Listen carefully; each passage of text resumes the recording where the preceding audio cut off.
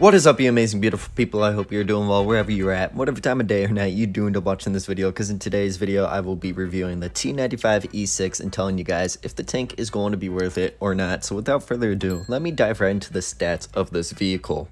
So for the survivability of this tank, you have 2,300 hit points, which is not bad for a tier 10 heavy tank at all. Then for the main armor, for the turret on the front it'll be 152, for the sides 120, and for the rear 51, and for the front of the hull 114, for the sides 76, and for the rear 19. The armor is pretty good. It's mainly in the turret though, and you want to use this as a hull down tank, as in most of the American tanks that I have reviewed so far. And I'll go more over that in the armor inspector part of this video and in the replays. The chance of fire when the engine is hit is only 15%, which is honestly pretty low, and that is always a bonus. The V range is 264. It's okay, and you guys could definitely manage with it. It's not the absolute best, not the absolute worst. It's just workable. And for the concealment, it is pretty decent. Not top of the line either. It's just right in the middle. It's pretty decent, and you could definitely work with it. But also be careful in pretty much every tank when you do fire while stationary, because basically your camo goes out of the window. But just make sure you have some hard cover or something nearby, so when you shoot you can just back up and not worry having to get lit up by the enemy team. And for the damage per minute, you have 2,850, which is pretty good, and you can definitely bump that up through the provisions and the equipment. The reload time is 8.42 seconds, which is also very decent. The average penetration on this tank for the AP is 258, for high explosive anti-tank 340, and for the high explosive 60. The penetration, I could definitely work with it. It's not so bad to the point where I have to use calibrated shells, so definitely workable. It's just up to you guys whether you would like to run the calibrated shells or the gun rammer, I believe it's called, just get damage per minute up more. And for the average damage, for the AP it is 400 for high explosive anti-tank, 340, and for high explosive 515. A good amount of damage for this tank. The aiming time is 4 seconds, but you could lower that through the equipment and the provisions. Close to 3 seconds, so very good aiming time in my opinion, and you could get some snapshots off. And the dispersion I feel is not that big of a problem on this tank. It's actually pretty decent. And for the gun turn limit, for the gun elevation, it is going to be 20 degrees, and for gun depression, 10 degrees, so you could definitely use this as a hull down tank. Get that gun down there so only your turret is visible and get those shots off while bouncing all the enemy tanks in return. And for the maneuverability of this tank is very mobile, as you can see. Going forward 42, in reverse 15, and average speed is 36. Just looking through these stats real quick, you can see that the turret turn rate is 43.74 degrees, hull turn rate 36.47, not too bad, and you could definitely work with that. And terrain crossing capacity for the road 100, for the ground 92, and for the water 65, and engine power is 825. So overall, this tank is very mobile, and I will also be demonstrating that in the replays towards the end of the video. And for the equipment, I do not have it all unlocked yet, but I will tell you guys what I personally would put on this tank. And like I said when I was talking about the penetration of this tank, the penetration is not so bad to the point where I have to run calibrated shells. It is definitely manageable and workable, so I just run gun rammer to get that damage per minute up a little bit more. For this one, just defense system so everything could take more of a hit and be more durable. And then for this one, I would just use the improved optics. Not really going to be using this tank to hide or really need it at all for the camouflage net. And the camo is pretty decent on this tank, and you could already work with it. How I play the tank is as a heavium, so I can go spot for my team, my TDs, when I'm pushing the medium side. And even if I'm pushing the heavy side, I can get those spots off a bit sooner. Then for this one, I would choose enhanced gun drive, because when I did play this tank, I did not feel like supercharged is needed too much, so I would rather have that aiming time down a little bit so I could just aim in quicker and snap those shots off on the enemy. And for this one, I would personally put enhanced armor on this tank because the turret is amazing. In the upper part of the hull, I believe is pretty good, but we'll see that in the armor inspector and see if that's actually true. But right now, I would put enhanced armor if I had the chance instead of improved assembly. For this one, I do not feel like the improved control is needed. The hull turn rate is pretty good. I'd rather have the engine accelerator just to boost a little bit of everything in mobility. This one, just like the one above it, I would just choose vertical stabilizer to get that aiming time down and snapshots off quicker, and I do not feel like refined gun is needed on this tank as the dispersion is already good enough. And if you do put it on, it lowers it down to the 0.293 range, which is also extremely amazing. So honestly, this is up to you guys, but I would go for a vertical stabilizer. And these two, I always run toolbox and high-end consumables. I'll go ahead and do a recap. If you guys have heard this a million times, go ahead and skip ahead by like 10 or 20 seconds. I chose toolbox because if I'm stuck out in the open, I'm tracked, and my engine is damaged, I already used my multi-purpose restoration pack. It will just repair itself that much quicker, allowing me to get out of harm's way sooner. And for high-end consumables, just so I could get that adrenaline and injured power boost to last a bit longer, squeeze 1, 2, maybe even 3 more shots off, and get to situations quicker at the start of the battle or just throughout the battle overall. For the ammunition I carry on this tank, I use 20 AP, 6 heat, and 10 high explosive. I wouldn't really change this up too much. I'm pretty satisfied with this loadout. And for the provisions, I will use the case of cola, just to boost a little bit of everything from mobility to damage per minute on the tank. Same thing for the bottle of cola. As you can see, skimming through it real quick, it boosts a bit of everything. And same thing for improved fuel, except it's just the mobility category. And then for the consumables, I run the multi-purpose restoration pack. It's pretty self-explanatory. If you're not running it, run it right now. Engine power boost, just get to situations quicker, and if I need to just help an ally out, spot the enemy team at the start of the battle, or circle of death a tank. And then adrenaline, just to squeeze 2 or 3 more shots off when it really matters and I absolutely have to get those shots out. That will do it for this part of the review. I'm going to hop on Armor Inspector and show you guys the armor of this tank and how I would put it in a haul down position and just show you how effective it is.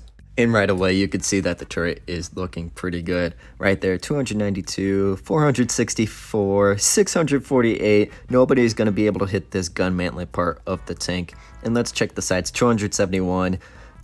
That's the hull. 468 on the sides right there. 234, 233, 1,512 on the top of the tank. Let's check this cupola, 222, not too bad. Very top, 43. And this, it is 000. I don't know if that's actually like part of the tank, like part of the hitbox or not, or if it's just there for like show. Let me know down in the comments below if this is, because if that is like able to be hit and pinned, this tank is in trouble, but I don't think it actually is. But overall, you guys can see that the turret is very strong just right away. 200 plus for the armor, sometimes 1,000 as you guys saw in that one part on the top of the roof, and 500 for the gun mantlet. Nobody is going to really be able to pin the turret unless they hit the cupola, because that is a big weak point. And for the hull, just straight on is 238, the upper part of the hull. Lower part, anybody is going to be able to hit that. Now let's go ahead and angle that hull. 454, 455, 261. If you angle this tank, it will be super effective. Angle it a bit more, 200, 279. So you could definitely get up right there, that 482. I don't know if you guys saw that. It could definitely get up close to the 500 range if you angle the upper part of the hull. The lower part of the hull, still people are going to be able to pin that no matter what. But let's go ahead and check out the sides of the hull and the turret. For the hull, anybody's going to pin that. It is 76. This back part of the turret on the side is 60. Anybody's going to pin that. The cupola, anybody. This side of the tank, pretty much anyone is going to be able to pin the side of your turret. And for the back, anybody and everyone is going to be able to HE this spot. So definitely try not to show that to the enemy.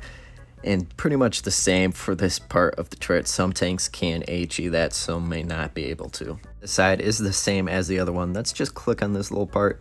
It is 0 again. Again, I have no idea if this is actually part of the hitbox of the tank or if it's just there for like decoration or show. Again, let me know down in the comment section below, because if it is, this tank is going to have another big weak spot. All right, we are going to go ahead and put it in a hold down position. The black screen is going to be up as always. And let's go ahead and click on the upper part of the hull. 448, 448, 448, 449. Pretty much nobody is going to be able to pin your upper hull, as it's pretty much all 448 millimeters, if not 449 millimeters. Nobody's going to be able to pin that. go ahead and click the cupola. That is a pretty big weak point, but it is at 236 millimeters, so you do have a chance of bouncing some tanks in that. Again, that pretty sure it's just decoration, so I'm not going to worry about that. But if it is, you guys will have to take your shot and move your turret to the side like this if you don't want people to pin it. And even then, the turret is still super strong, as you can see. The only spot that people may be able to pin is that one, but as long as you wiggle, nobody's going to be able to hit that. And if they're aiming for your cupola, you guys already know, raise your gun above it and wiggle it so they have a chance of hitting your gun. But let's go ahead and look at the turret. Oh, I just messed it up.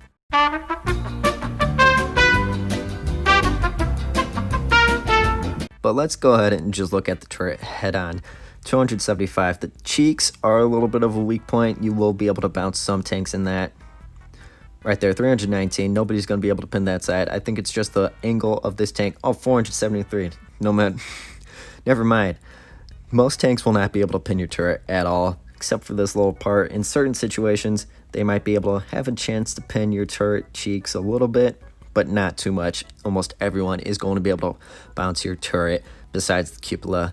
I have gotten some lucky bounces, and you'll see that in the first replay. But like I said, just raise your gun in the way and wiggle it in front of it and try to back up into cover and not just sit there and be a huge target for your team.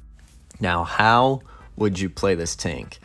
Like I just showed you, in a haul down position over a hill, getting shots on the enemy and backing up into cover as quickly as possible, so I'm not just sitting out there and they are able to hit my cupola.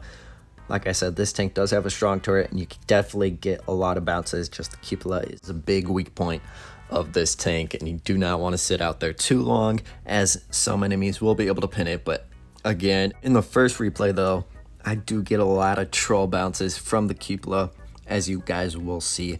And another way I will play this tank is as a heavium. As you guys saw, this tank is very highly mobile and very quick and very strong in hold down positions, like I mentioned. So you could definitely push the medium side and assist your mediums and flank around the enemy. So those are the two main ways I would play this tank. You could definitely brawl in this tank. That is a side option, but I do not recommend it. That is why it's a side option. Only if you absolutely have to do it. You're in a situation where there's no other choice. You can't get into cover in a hold down position. Like, you have to go forward and face hug this enemy. Just get close enough so that only your upper hull and your turret are showing. Get close enough so they cannot lower their gun down to your lower plate. They will be able to bounce off your upper plate as long as you're showing it to them and you're angling it slightly. Like that, 263, 263, you have a chance of bouncing it. And they cannot really be able to pin your turret. The only thing I would have to worry about in that situation is the cupola. But like I said again, once you fire and you see that they're aiming at it, wiggle your gun in front of it, and they could have a chance of missing, hitting your gun, or possibly pinning your tank. But that is how I would face hug in this tank if the situation called for it. But without further ado, let's get into the replays of this tank. In this first replay, I really think it shows how amazing this tank is in a haul down position. So right away, I start pushing towards the middle of the map. And if you guys know where I'm going, you guys just know that little spot right there at that ridge. If you're in a tank with good turret armor and enough gun depression, you could easily work that ridge line and hold the enemy back. And that's exactly what I'm going to do. And hopefully my team starts capping out base B soon, because the enemy's already capping out base A. Base B, my bad, and the enemy's capping out base A. But there's the M60. All I see is red, so I'm not even going to waste firing a shot. I'm just going to stay right here. Looks like the Kranwagen is going to try to push across, and already we got our first bounce. Get a shot into him. And did I mention that we get over 2,500 damage blocked, I believe? I know it's over the 2K mark, and there's already our second shot bounced. I'm just going to work this ridge line. Poke up, see if I can pin the M60, back up as soon as he tries to shoot. Shoot that AMX M4, whatever it's called, 54, there we go, finished it up. That is the new tier 10 collector tank. I don't think it's a premium, but I'm going to focus that T92. He does bounce our turret as well. I'm keeping an eye on the enemy and the minimap, seeing their positioning and if they could get shots on me. And right there, the M60, I believe it was, bounced our cupola, so that cupola can get bounces and some troll bounces at that, because I'm pretty sure the M60 could pin the cupola if he really wanted to. Try to get a shot on that T22, however, it misses. me and the M60 trade, and he sets me on fire, so I have to quickly put that out before it does any more damage to me. And that AMX is pushing up towards me. So, and all I saw was red. I do not know the armor profile of that new tank, the DPM or anything. I did not watch any reviews. So I don't really want to deal with that tank right now. Just focus on the enemy team. And there's T57 Heavy. He is my next target that I'm going to focus. Keeping an eye on that M60 as well, making sure he's not going to rush me. And as you can see in this position, I've had shots throughout the entire battle. I am not just camping in one spot or whatever. And as soon as I see the AMX pushing up, I start rushing and pushing this M60 because I do not want to be trapped or sandwiched by both of them. I'd rather push this M60, take him out of the game instead of them both ganging up on me. So I get one more shot into him before the AMX ramps. I'm taking him out of the game. And those two enemy tanks are making their last push, their last attempt to try to win this battle. And so far we've blocked 2,240 damage just in that hold down position alone. Our team takes out the enemy T22, and I'm about to take out the AMX, but our team beats me to it. So we do end up getting the win. And that battle really showed how well this tank performs in a haul down position, as we got 2.2k damage blocked, or a little bit more. I'm not exactly sure the number. I just remember 2.2k damage blocked. And we get the third class 2.7k damage and 0 kills. Obviously, it wasn't the most intense or insane battle, but I feel like this battle really demonstrated the ability of this tank when it is hauled down in a very strong position, and how it could just hold the line and support the team so effectively. And in this battle right here, it is going to effectively show how mobile this tank is. Because if you guys know, if I'm in a mobile enough heavy tank, I'll activate that engine power boost and rush across the map, basically into the enemy territory, into one of my favorite spots on the map. If I am on either side and each spawn, you can do it for both the sides here in the middle. But I rush across, try to get a snapshot in on that IS-8. It just misses hitting the ground, and I get safely behind cover without being hit in return. And also, this is very effective for spotting the enemy heavy tanks, seeing which ones are pushing up and which ones are staying back. And on the mini-map, you can see more red, and I go ahead and check where they are positioned to make sure they are not pushing up, or at least not trying to push me at all. Me and that IS-8 do make a trade. However, my trade was better, as I did 410 damage and he only did like 398, but the FB is rushing me, and that's not good. I get a snapshot off, pull back in cover, and he misses. But I notice that the mouse is pushing me, so I have to rush the FV4005 unless I want to get sandwiched out there and just screwed by the enemy team. So I have to push this FV and rely on my team to support me as well. Right there, one of my teammates got over 1,000 damage hit on that FV, and I finished him off, causing his turret to fly off and hit me. And if you guys pay attention to the FV's turret, it just keeps going around in circles throughout the entire battle. But I'm going to use his corpse, the FV4005's corpse, as cover and to go into a hold down position against this mouse, getting shots off against him, and he can't really pin me at all. As you could see, he just bounced me. I have to switch to premium to pin his cheeks, and he is a definite one shot for me now, as long as I could pin it. And luckily my team is there to support me as well. Shout out to my team, by the way. This is how you should effectively use your team to support you and support them as well. And I tried to see if I could get shots on that medium tank, attacking our medium tank, but it doesn't look like I could quite get it, and I have faith in our medium tank that he will take him out. So I decided to push up over here and get some shots on these enemy heavy tanks. Support our Jagdpanzer E100 and our M103 here. Get a very nice 500 high roll into that IS-4. Keep an eye on that IS-8 because he seems to be focusing me quite a bit in this battle. Get another shot into that IS-8, and I'm just going to do a peek-a-boom style play. Just peek out, shoot, and quickly get back in cover, hopefully before they shoot us. And also baiting out shots like that IS-4 right there. He hit the rock in front of me. However, I did bounce him, and the IS-8 did bounce me in return, and he got taken out by our Jagdtiger. Get another shot into the IS-4, and I think our team takes him out. Yeah, the 183 just deletes him from the game. And if you were paying attention, the Waffle Tractor was spotted back there near the spawn still. I think he was trying to support his team, getting shots off or something. I honestly have no idea if he did any damage or not. So I was going to try to flank around through that open area and push through the spawn, seeing if I could see him. But he caught me off guard. He went down into the canal. He gets a very nasty shot into me. I get a nice HE shell into him, and I'm a definite one-shot for him, and he is now a definite one-shot for me. So I back up into cover, And I'm pretty sure I have a quicker reload. I was about to reload, finish him off, but our M103, I believe, took him out of the game for us, giving us the win. And we do over 4,100 damage, get the first class, and decent credits. One tank's destroyed. For a collector at tier 10, this is a pretty decent credit maker, if I am being honest. And I feel like that battle really demonstrated yet again the mobility of this tank, how fast you get into the positions at the start of the battle if you do not hesitate and solely try focusing getting there. That view range a little bit, I feel like that did demonstrate with the it was the IS-8 that got spotted right away and spotting some of the other tanks for my team and getting shots off on them. And when we were using the FP4 005, it once again showed how strong this tank is in a haul down position, as the mouse did bounce my turret and was not able to pin me. But this tank, I feel like it is also going to show you guys how to position and play this tank as well, as we rush over to base C and start capping it out.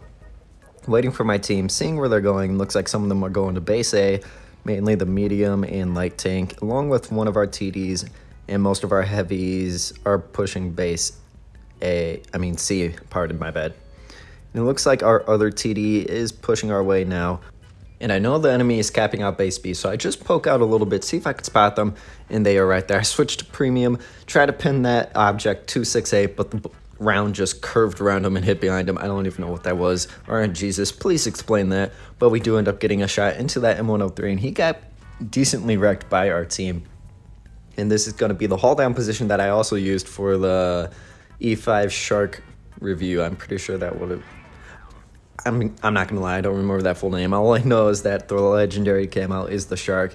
If you guys watched that review, remember, I was in this haul down position. This is a very effective haul down position. If you have good gun depression and a tank with strong turret armor, we get a shot into that ML2, another one into the back chat. Just keeping an eye on my surroundings and the enemy, their positions, and seeing who I could get shots on and who I can't. Try to get that M103, but the ML2 does pull out in the open, get another shot into him. And I pull back into cover, waiting for the reload. Can I get one more shot into him? And my gun was not able to go down enough from the position that I drove up into. I quickly check over on my left-hand side, make sure nobody's pushing me, and I go back to focusing that ML2, seeing if I could get any more shots on him since he is a low hit point tank. And I start to realize I don't have any shots, so I was about to reposition, but as soon as I do, he pulls out, get a shot into him, tracking him in place, and I hope my team could somehow get a shot into him, taking him out of the game. But it does not look like they will, and I try to pull back, get one more shot into him, but he pulled back into cover. And I decided to start pushing up since the enemy team has been being very passive. But obviously, as soon as I do, they start pushing me very aggressively. Get a shot into that Super Conqueror. He got pretty wrecked. I got a hit from the 268, I believe. But I switched to premium, pinned the front of that ML2's turret, taking him out of the game to confirm the kill. And the M60 is just going to start rushing me. Get a shot into him, and I start backing up into cover. He gets a shell right into the hill. But he continues to push me. As soon as I realized he was going to ram me, I start going forward, do as much ram damage as I can, get another shot into him. He bounces me, and he's a definite one shot for me right now. I try to angle my front of the tank, but he ends up hitting my tracks, and I end up taking him out of the game in return. Looks like the enemy Super Conqueror and M103 are one shots, as well as this 268, so I'm just going to pull up, confirm that shot on him, take him out of the game. I'm going to push up and assist my other heavy tank. Not sure who it is, but in taking out this M103 and the Super Conqueror, I try to jump over and get a shot in a cool style. However, it did fail pretty bad. The Sheridan rams the Super Conqueror, and now I have to deal with the M103 since I did bounce the shell. But one of our teammates does end up taking him out of the game, and the grill ends up driving right on top of his corpse, and we end up getting the first class, 3,700 damage. Decent credits again. This is a pretty good credit maker for a tier 10 collector, as I said in the last battle. And 3 tanks destroyed, and I believe we are on top of the leaderboard. Yes, we are. And the time has come to answer the question, is this tier 10 collector even worth your money or gold? In my honest opinion, yes. However, I feel like it's one of the more meh tanks at tier 10, but throughout the gameplay, it has played super effectively, and it reminds me of the old T110E5 with the big cupola it used to have. Pretty much the same exact playstyle as that tank back in the day, and still like the E5 today, just with the huge cupola like it used to. Now, what are the price ranges I would go for this tank for gold? I know they're probably gonna take it out for like 20k gold. That's usually all the tier 10 like minimums. But if for some reason it comes out for less gold, that is a steal for any tier 10, I believe. If it comes out for less than 20k gold, definitely consider getting the tank.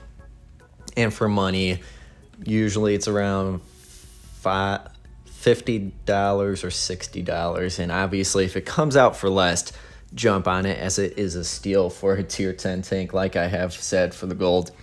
But yeah, overall, I feel like this tank is worth it. As long as you are experienced and you've done your research on the tank, I feel like you could very much like the tank and be super effective in it. Also, I hope this video did help you guys out throughout the stats, or even the how to play part or the armor inspector part. Show you guys how to play the tank super effectively, or maybe even counter it and take it out of the game. Who knows? I just hope you guys learned something and learned something beneficial during this review. Also, if you did like the video, smash the like button, leave a comment on your favorite part of the video or anything in general down in the comment section below. Subscribe and hit that bell notification so you're always notified when I upload a video. With that being said, I hope you enjoyed, and I'll see you in the next one. How does it feel to breathe when you're dead? They've never seen you out of your bed. Cut to